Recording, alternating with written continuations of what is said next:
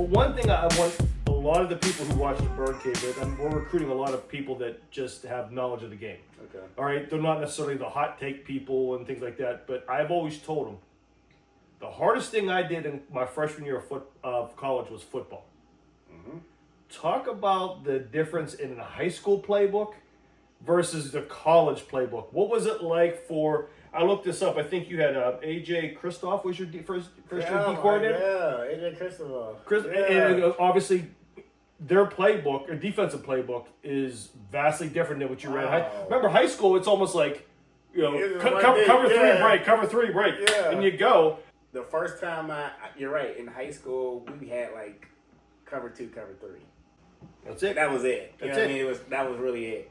And when we got to college, like the playbook would be for defense, would be that thick. And I think now, even to this day now, my knowledge of football, and we'll get to like flag, but it's because of the college defense that I played. And I never forget Rick Minner, his son Jesse Minner, who's now the head coach at Baltimore Ravens. Did not know that. Yeah, Rick Minner's son Jesse. That's awesome. And he was just the ball boy. Yeah. At Cincinnati. So gotta start somewhere. Yeah, he was a ball boy. He was a funny guy. But Rick Minner was like a defensive genius. Yeah. And it makes sense why Jesse is the way he is. But the defense was so complex that, like, there would be times where we would call a defense. Like, I'll never forget, we would call a defense, and then it would be a Tennessee check. So it would be under fire 3, Tennessee check, Trojan. And Tennessee check meant tight end to the boundary. So like tight end in. Like, Tennessee. Because you guys do like combo coverages back then? Yeah. Okay. Nice. So Tennessee, so the first one was under fire, cover 3. So that's a blitz, coming down cover 3. And then if the tight end came to the boundary, we would Tennessee check Trojan, and Trojan could be a clap wrap where it was a stunt, certain stunts, and then there's different coverage. And I never forget the first time we did this. I don't remember who we were playing. This team must have knew what was going on because they was motioning us tight end back and forth. Right? Trying to so like they were getting us. So we're first of all is like tight end was to the field, and we were the regular call. Then he went in motion, got to the boundary, check, Trojan, and whatever the call was for the Trojan could have been 3 different calls. And then he would get up again.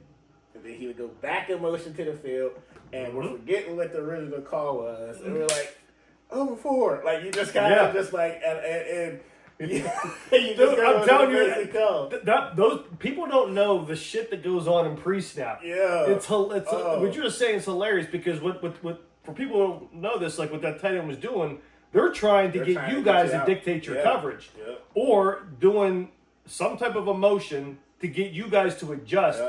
Just so they can go back and do a different play off of your adjusted coverage, right? That was amazing. You know, and it's like, you know, when you see the guys, and if you watch college and pro games, guys that even just receivers or tight ends go to the center and just go back. Yep. That's just some type of indicator. You go across the formation, you're basically looking for man or zone. Yep. And the good defenses won't show until late. They'll delay it.